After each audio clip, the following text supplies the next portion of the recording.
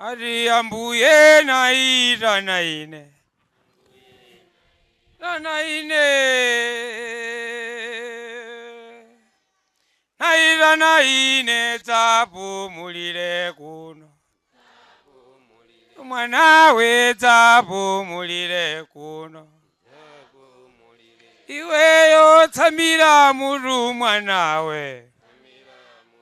Mwana iwe.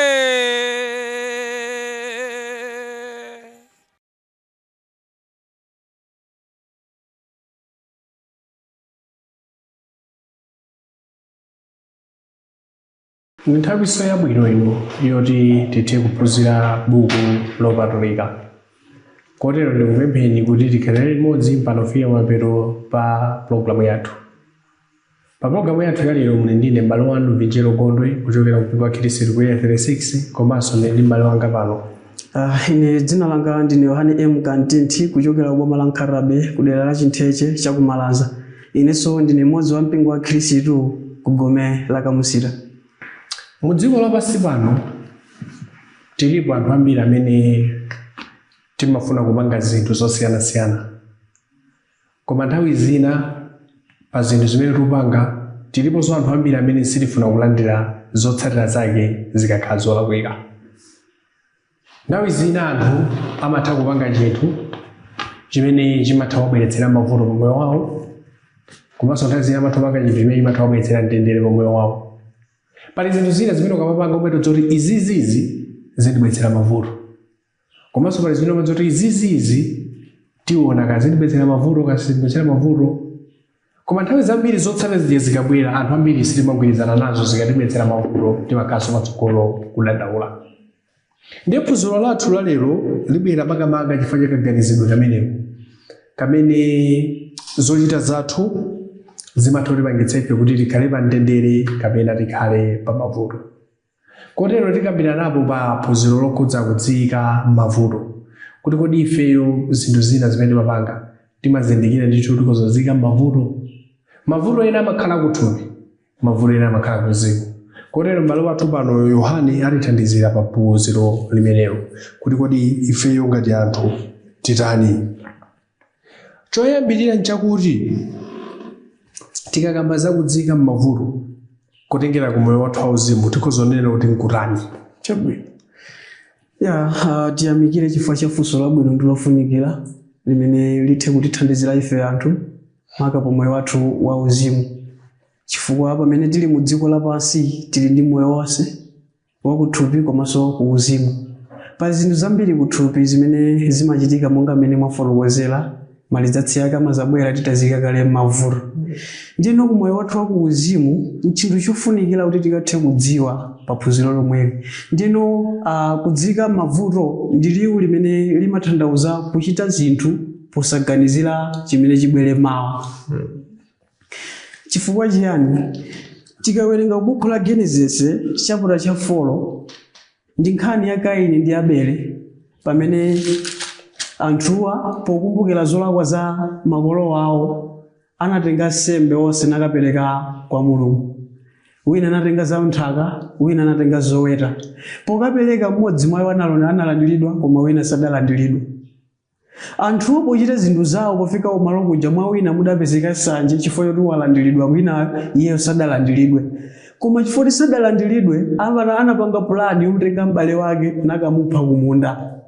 Ndiye natamupha kumunda kuja Mulungu anamfunsa Kaini kuti kodali kuti Abele mphako. Koma kula ameneyo adayankha mwano. Atayankha mwano Mulungu poona kuti munthuyo ayankha izizi anamutemberera. Ndiyeno Kaini atapanga chinthuchi chomupha m'bale wake anapanga chinthu chosaganizira kuti kodi pamawa chizambalira chiyani. Komanso pamene tadziwa kuti kudziika mavuto ndiko kuchita chinthu posaganizira za mawa chimatipasanso ife tanthauzo lina kuti pamene tikawerenga ndime imeneyi imatipasanso ife kuti Mulungu atafunsa Kaini ali kuti Abele mphako anazankha kunena kuti kodi munandipasa udindo kuti ndizimuyang'anira. Ndekuti ku nkhani ya kuuzimu tinapatsidwa lamulo lakuti tiyang'anire kapena tiwete mpingo wa ndani wa Mulungu. Tikawerenga Machitidwe 20 ndi 28 akuti chenjerani. Chifukwa Mulungu anakuyikani kuti mukawete mpingo wa Mulungu umene nawota anaugula ndi mwazi wa yekha. Ndi Kaini anakana kumuyang'anira kapena kukhala ubale weniweni wofunikira posapangirana nsanje ndi m'bale wake. Ndipo kana udindo umene uyang'anira m'bale wake adazika m'mavuto. Ndi ifenso chimozimozi tikazika m'mavuto opanda kuyang'anira mpingo kapena kuwera mpingo kuuza zoona komanso kulalikira zoona kwa ndikuti tidzijika m'mavuto. Ndi kuzika m'mavuto ndiko kuchita chinthu posaganizira kuti pamawa chizandibweresera chiyani. Yeah, I think kupatwa nkhani yake ine timapeza aposo nchipangano tsopano nkhani ya Judas Iscariot. Yeah. Judas Iscariot anthu aja pamene amafuna kumugwira Yesu samamudziwa bwino Yesu ndani. Yeah. Amaoneka bwanji. Ndi anapeza njira kupeza Judas anapereka kuti ineyo ndikozoka kuthandizani koma mundipatseko kena kake. Ndi atakwiriza nabaja anampatsa ndalama Judas ida anampereka Yesu. Atamupereka Yesu kena kumapiro pake Judas anadzazira kuti aya sindachite bwino. Anatenga ndalama zija ukabwezanso kwa anthu aja. Anthu aja of course anatenga ndalama zija ukagulira munda umayikapo anthu ngati manda. Mapiro ake Judas anakadzipha. Ndipeza kunena kuti anapanga ziganizo posaganizira pamawa. Yeah. Kuti kodi pamawa chiganizo imene upangachi ndicholondola kuti chiganizo imene upangachi ndilokozeka kutsatira zotsatira zake. Koma ngati mona ziganizo zonse zimene anapanga za Kaini ndi Abele komanso ziganizo za Judas komanso ziganizo zambiri anthu amene zimene anapanga ziganizo amapanga okha. Koma zotsatira zake amafuna azikaneso. Kuti koma zinali ziganizo zimene iwo amapanga. Mu Bible mulikhoza kuphunzirapo pa anthu ena ati amene mwina anapanga ziganizo zimene mwina zinawayika m'mavuto. Ifeso tikhoza kuphunzirapo anthu ena potani amapanga ziganizo zotani tikhozaona motani. Yeah. Tikamabwereranso chipangano chakale buku la Genesis timaphunziranso anthu ambiri amene adazikapo m'mavuto. Pali anthu oyamba amene anazika m'mavuto Adamu ndi Ava pophwanya lamulo la Mulungu limene anawalamulira kuti izi idyani koma ichi chokha musade. Ndi ataphwanya lamulo lija anthu aja anapezeka kuti atembereredwa kuti adzafa. Adadzika m'mavuto posaganizira kuti kodi chinthu chindikachichita chibweresera chiyani. Anayiwala lamulo la Mulungu. Ndiyeno anthu oyamba amene munthu oyamba amene adazika m'mavuto timaona kuti gulu lachina Adamu ndi Ava. Mamuna ndi mkazi. Komanso timaphunzirapo za Kaini menga tanenaso za Kaini. Kaini anazikanso m'mavuto. Tikaonanso tikapitirira timaona Loti. Pa nthawi imene adali ndi Abrahamu anapasana plan kapena kupasana option kwayo kuti asankhe kuti akakhale kuti. Kunapezeka kuti wina wasankha kulondola, wina wasankha kumene ukambweresere chani mavuto. Mavuto amene amene anabwera kwa munthu Loti ndi otani. Kunabwera mavuto ayiwo kukathawa kapena ukachotsedwa kuti kumaroko. Pamene Abrahamu amene anapita anali chete osathawa osachotsedwa. Pamene Loti anachita kukamuchenjeza ta choka ndifuna ndiononge chani mzinda. Maona koma chisomo chinamugwera ndithu cha Mulungu ifana achotsedwa. Koma adadzika mavuto chifana khala kumalo amene amazunzika moyo wake makhalidwe ake kumaloko komanso zochitika ndi zina zambiri adadzika mavuto oterewa. Mavuto ake adawatsataso ana ake amene anawaphunzira kukhalidwe limene siloyenera kuti anthu achite. Mupitirizaso timaonanso mkulu wina Farao munthu amene na Israeli adali ku Igupto. Tikawerenga buku la Exodo timaona kuti Mulungu akumuwuza Mose kuti katenga anthu anga ndabva kulira kwawo. Timaona kuti munthu amene Mose atapanga dongosolo lonse zitayenda Farao adawumisa mtima. Powumisa mtima adadzichepesa pena pake nawalola kuti apite. Koma anawumisanso mtima nawatsataso kukawalondola kumene akuti awupite. Ndi vuto lidabwera munthawi iti munthawiso imene awoloka nyanja Israeli atamalizisa anthu anamizidwa. Pamene mu Igupto muja amakana kuwatulutsa anthu aja analandiranso mavuto ambirimbiri amene timaphunziranso buku la Exodo. Atawatumizira njoka, atawatumizira zombe, kuphana awo ndi zina zambiri zimene Mulungu anawapasa pakati pawo popasa chizindikiro maka zozizwa kuti Mulungu afuna na Israeli atachoka mu Igupto. Komanso vuto lina lilijatanena kuti analayira pa nyanja atamizidwa ndi nyanja. Ndi anthu ena amene anazika mavuto wina mwa iwo mwanenanso kuti ndiye Yudasi. Tikawerenga buku la Mateyu chapter 27 kuyambira verse 1 mpaka na 5 timaona kuti mkulu amene atazika mavuto sadatembenuke mtima. Mavuto adabweranso mutani iye vuto lake limene adazika zakuti akanakhala nthawi jatampereka Yesu anakalapa moti abwerere ndi kupanga za Yesu anakaziphaso kuona atali kusovedwa vuto lake ayo nthawi imene akusova akutaniso iye uja nthawi zina tuda amafunsafunsa paiwirasi kuti anakalapa anakamkhulukira chifukwa tikaona pa machitidwe chapter 2 anthu amene anamuphaso Yesu pomwe paja anali patiso anali pomwe paja ndipo atalalikira Petro anthu aja analapa iyi tinalakwitsa kupha mwana womwe watilimadziwa ndiye tidasane ngulu imene anakalapa anakathaso nayo khulukira kudzipha kuja kumene anapitiriza kulakwitsa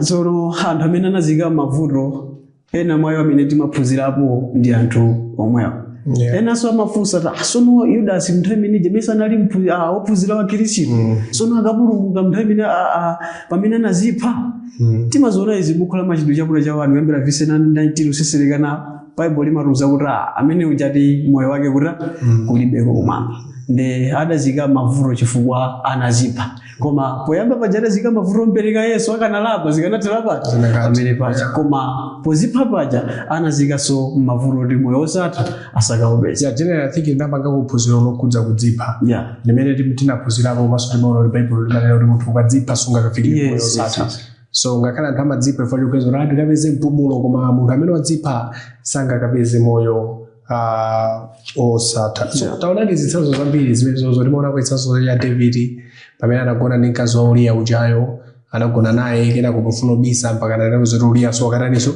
wakaphedwaso umene kujawo zinamusokonezeraso iyo mulungu ananena kuti lupanga silidzachoka pabanja pako chifukwa izi so nthawi zina anthu timapanga ziganizo posaganizira mawa ndiye ukapeza kuti wapanga chiganizo chakubwetsera mavuto umasukhala ukonzekanso kulandira zotsatira zake zimene zimatsatira pamenepo koma mwina ndi chinthu chabwinonso kuti taonana anadzika m'mavuto anthu amene zitsanzo zina zimenezo ndi chinthu chabwino kuti anthu aone kuti ukadzika m'mavuto zimakhala zotsatira zanje zotsatira zake zotani chabwino zotsatira zake monga kwa anthu amene tapereka chitsanzowa buku la Genesis chapter cha 3 timaona kuti zotsatira za Adamu ndi Hava ndi kufa kumenenso kunatibweretsanso ife mavuto kuti tizifa maona tikawerenganso buku lomwe la Genesis chapter cha 4 za Kaini ndi Abele timaona zotsatira za munthu uja Kaini choyamba tikawerenga Genesis chapter cha 4 pa verse 11 akunena kuti tsopano ndiwo otembereredwa ku nthaka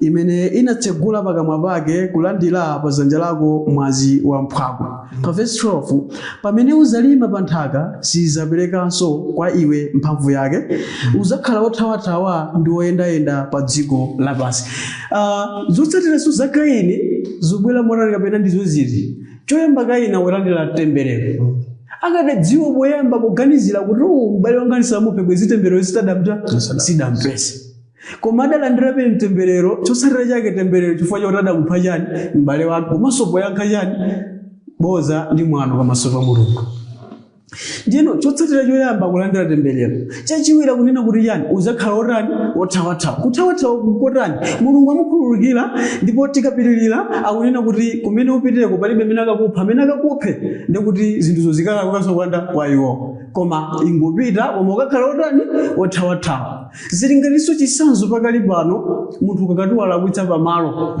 umathawa pothawapo ndilemba lunena kuti yani uzakhala othawathawa ukakhala walakwitsa china chake kumalo othawirapo sumakakhala mtima m'malo ayi kodisa ndipeza maona kodisa ndipeza nthu aja ndino umakhala othawathawa kapena mtima wako kapena moyo wako sukhala okhazikika m'dziko lapansi ndino chotsatira chake chimakhala chokubweresera vuto lotembereredwa komanso lothawathawa zotsatiranso zina zimene timazipeza ndizo umalandira chilango chosatha pamene tikaona mu nthawi yatsopanoyi za nthawi yakale zija nthawi zoti amalandira chilango mu nthawi yomweyo pamene mu nthawi inoyo ngati anthufe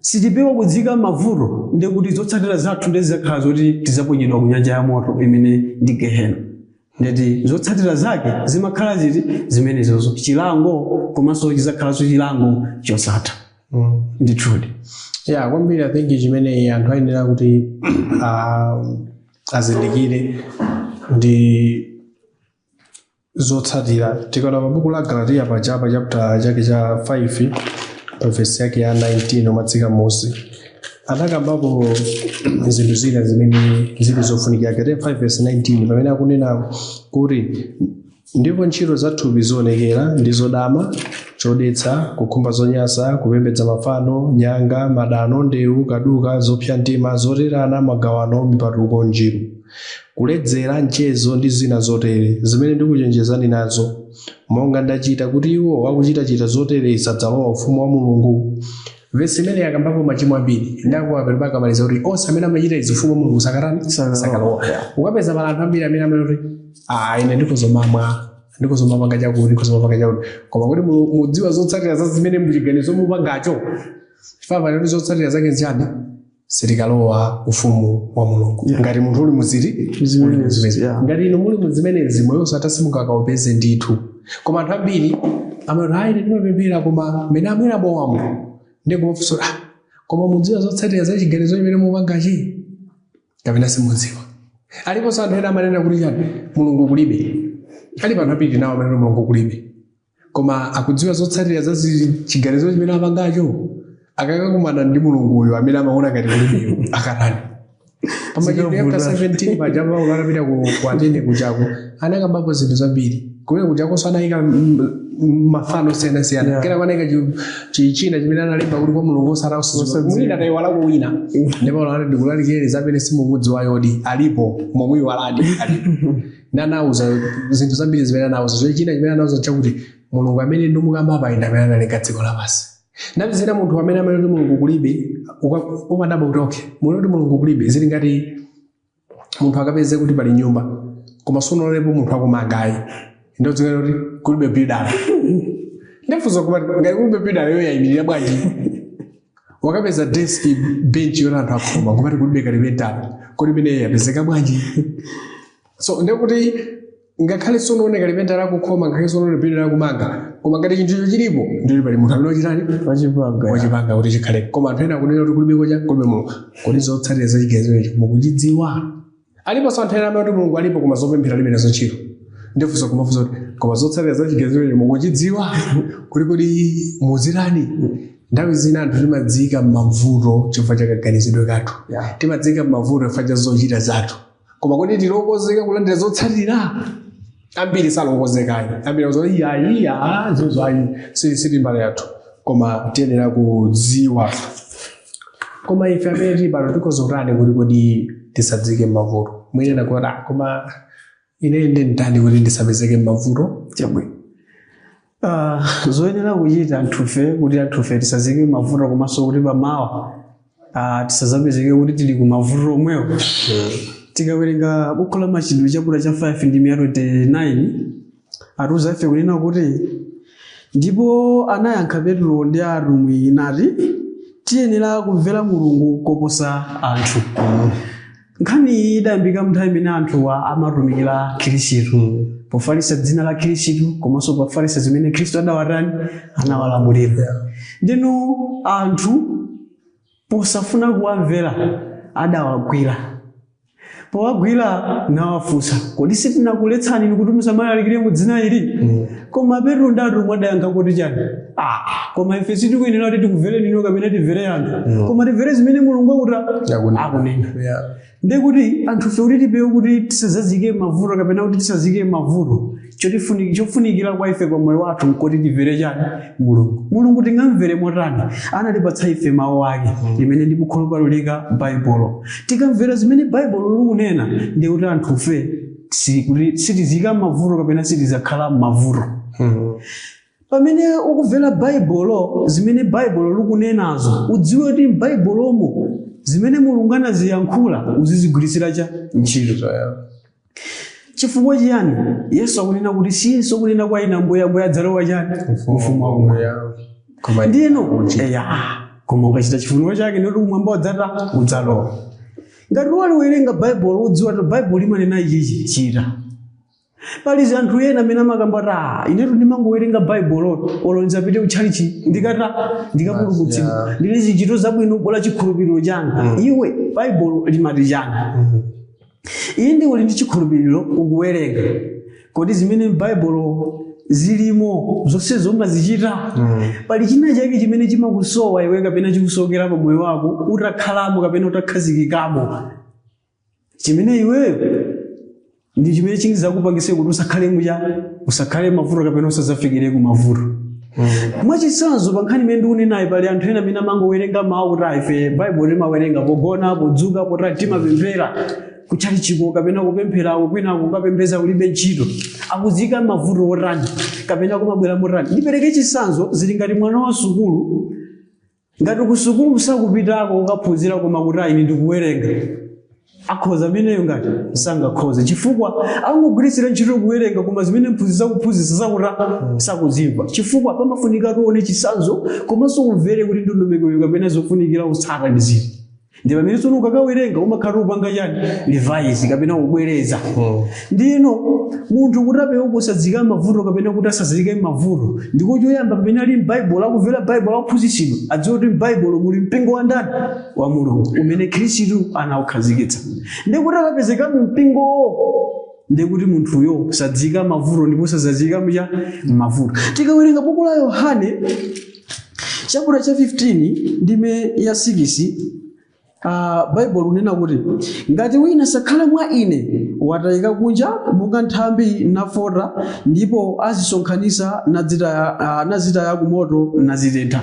Ndengati iweyo kunena kuti ineyo ndimakhulupirira Yesu koma suli mwa Yesu umawerenga Bible koma suli mwa Yesu ndikuti apa pa Bible atsindika unena kuti watayika kuti kunja.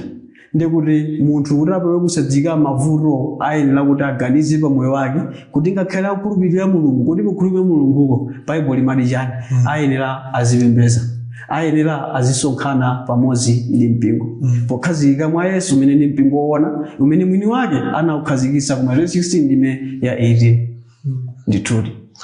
Yeah, I think Yesu china ndi chimene timaona mu buku la Luka chapter ya 16 kuyambira verse ya 19. Luka chapter 16 verse ya 19 timapezamo nkhani imene ya Lazaro ndi munthu wina amene amadziko mwini chuma. Anthu awiri amenewa ali pa dziko lapansi pano wina analidi mwini chuma anali olemera anali ndi ndalama amadya bwino pamene Lazaro anali osauka analinso ndi mavuto ambiri. Ndi onsewo atafa kupita ku moyo winako Bible imatifotokozera kuti ku moyo winako kuli magawo awiri kuli kumene kuli Abrahamu ndi kumene kuli mwini chuma. Kumene kuli mwini chuma kumene anthu akukuta mano amalira koma kumene kuli Abrahamu kumene kuli Lazaro kumene anthu amakhala malo abwino. Ndi anthu achata mwaliro kofika uja anaonana si Abrahamu uyo si Lazaro uyo asi mwini chuma uyo ndi mwini chuma uja pankhani jana anena kuti kumupempha Abrahamu ngati uli kotheka mlole Lazaro akuvika chala chake mu madzi adidondeze pali mikono ndi kuvutika. Ndi Abrahamu anakoti zimene munena zosatheka chifukwa kumene muli inu kumene tilipi pali phompho lalikulu pali dzenje lalikulu kuti anthu silingayenderana ndi zimene munena zosatani ndi zosathekayi zinthu zoti sizingathekayi ndi muyiwaleko kuti zimenezo zingatani zingachitikeko. Ndi munthu chanakhala nkono ndi nditani ndi munthu chanadza kumbukira chinthu china anadzanena kuti koma ine ndi abale anga amene ndawasiya. Ndi munthu ndi abale anga amene ndasiya ali ndi moyo kuti zikoza kutheka kuti wina wakufa kuno anani apite akakambe nawo. Koma Abrahamu wayankha kuti sizingatheke pa verse 29 ananena kuti koma Abrahamu anati ali ndi Mose ndi aneneri amverewo. Abrahamu anati sitingatumize munthu ochoka kwakufa kupita kwa moyo kuti akalalikirenso koma iwo chimene angachite cha ali ndi Mose ndi aneneri. Nthawi imene tukamba za nthawi imene ndoti Mose ndi aneneri malamulo linali kugwira ntchito chikhristu chisanamveko. Chimene tikufuna kuonapo ndi chani anthu awiri amenewa atamwalira upita umene kunjaku wina anali kusangalala wina anali kuzunzika koma china imene maphunzirapo nchakuti mwini chuma chakakhala kuzunzika sanapemphe kuti zingatheke kuti chotseno ndititsa kumene wayi koma chimene anapempha ndi madzi komanso kupita abale ake asakafikire kuti asakafikire kumene kunjaku. Koma iyo jandeti mumtima wake anazindikira kuti ndipezeke kuno chifukwa cha zimene ndanani ndithu machita ndithu ndi sizingathekenso choka pano kupita mbali naye. Tufuna kunena kuti chani tufuna kunena kuti ifeyo pokhala anthu ziganizo zimene tikupanga tili pa dziko lapansi pano moyo wathu amene tikukhala tili pa dziko lapansi pano ndi umene ukatipangitse kuti tikapeze moyo osatapeleseka kodi tudzika mu goli lonena kuti kumoyo winako sitikapeza mtendere. Pa 2 Korinto Paulo chapter chake cha 5 imene amakamba za tsiku lomaliza patuwa kuti chapter cha 5 pa verse ya 10 ananena kuti pakuti ife tonse tiyenera kuonetsedwa ku mpando wa woweruza wa Khristu kuti yense alandire zochita m'thupi monga momwe anachita kapena chabwino kapena choyipa. Apa matuza kuti dzafika tsiku limene lidzakhale lomaliza loweruza tonse tikayima pacha ndakona alesa akachita akaweruzidwa malingana zimene amachita ali kuti ali kuthupi. Kodi zimene tikuchita tili kuthupi tikudzika m'mavuto chifukwa pa tsiku limene loweruza amene amachita chifuniro cha Mulungu akapita kumoyo osatha, amene samachita chifuniro cha Mulungu akapita ku mazunzo osatha, kumene pamene mazuzo kukakhala kukukuta mano kulira kosatha. Kodi ifeyo zimene tikuchita tikudzika di m'mavuto kapena situdzika m'mavuto? Ndazi zina ndapatona zimene zikuchitika pa dziko lapansi pano mwina abandrama za anthu chani za boma kaza chani nangana ndimanga ndio sindili m'mavuto koma kuti moyo wawo wauzimu chifukwa chimene tukamba pazenza moyo wauzimu kuti moyo wanu wauzimu mwawika m'mavuto. Nkutheka nthawi zina anthu ena alikale mu mpingo wa Khristu koma zopempherazo amati basi ndambatizika netu ndambatizika chiphaso cha ubatizo si certificate ya ubatizo si koma ngokhale certificate ya ubatizo si ronda zoroka kupulumuka koma pa chivumbulutso chapter 2 verse 10 kuti tikalokhulupirika mpaka chani mpaka imfa. Ndiye kuti tikuona ndithu kunena kuti ifeyo pokhala Khristu tidziona kuti kodi moyo wathu tikudzika m'mavuto, kodi moyo wathu wauzimu tikuyika morani. Chifukwa tsiku la kuweruza akuti akagwiritsa ntchito zimene machita kuthupi. Ena manuti mwina tikakamba mwina zamavalidwe Mulungu alipera zochita zamavalidwe koma mangoyang'ana mtima koma apa tikuona kuti Mulungu akagwiritsa ntchito za kuthupi zimene machita kuthupi kuno akazigwiritsa ntchito kuweruza. Mmene munthu avalidwe zimakhala zikuonetsa zimene amaganiza, mmene munthu avalidwe zimakhala zikuyankhula kuti kodi munthu uyu mutu mwake muli zorani. So tikuona ndithu kuti pali kuthekera kwakukulu ngati sitisamala kuti ife tikhozodzika m'mavuto. Mavuto auzimu amene chotsatira zake ndi mazunzo osatha. So tiyamikire kwambiri chifukwa cha kubweretsa phunziro limenelo limene taona ndithu kuti ngati sitisamala tikhozodzika ku mazunzo osatha. Tikhozodzika m'mavuto. Azathu anadzika m'mavuto. Adamu ndi Hava chamananena ati anadzika m'mavuto Mulungu anati mudzatani tsopano inu mudzafa. Mudzaketsa thukuta kuti mupeze chakudya. Tinaona anapeza mavuto akuti kudzanso ifeso anthu tikurani lero tikufa. Pabanja nthawi zina mabanja makolo akamanga chiganizo cholakwika banja latha amayika mavuto ana ndazina mavuto amene achamatugutsa kuthupi komanso makhuzanso kuja kuzimu. Kodi ife ziganizo zathu topanga zotani? Tiyamikire kwambiri chifukwa cha nthawi imeneyi imene nayo pakuphunzira kuchokera buku lopatulika limene taona ndithu kuti pali kuthekera kodzika mavuto komanso pali kuthekera kosadzika mavuto. Ukoza kuthekera kosadzika mavuto porani posunga mawu a Mulungu, pochita chimene Mulungu akunena, potsatira zimene Mulungu akunena. Tikatero tidzazika moyo wathu pa mtendere. Pa tsiku la lero mlali ndine m'bale wanu Vijelo Gondwe kuchokera ku mpingo wa Khristu ku area 36 ku Lilongwe komanso nali ndi m'bale wanga ine dzina langa ndine Yohani M. Kantinthi kuchokera ku boma la Nkhatabe ku dera la Chintheche cha Kumalaza. Inenso ndine mmodzi wa mpingo wa Khristu kuchokera pa gome la Kamusira. Kufikira nthawi ina Mulungu akudalitseni nonse. Amen. Amen. Ati Ambuye naita naine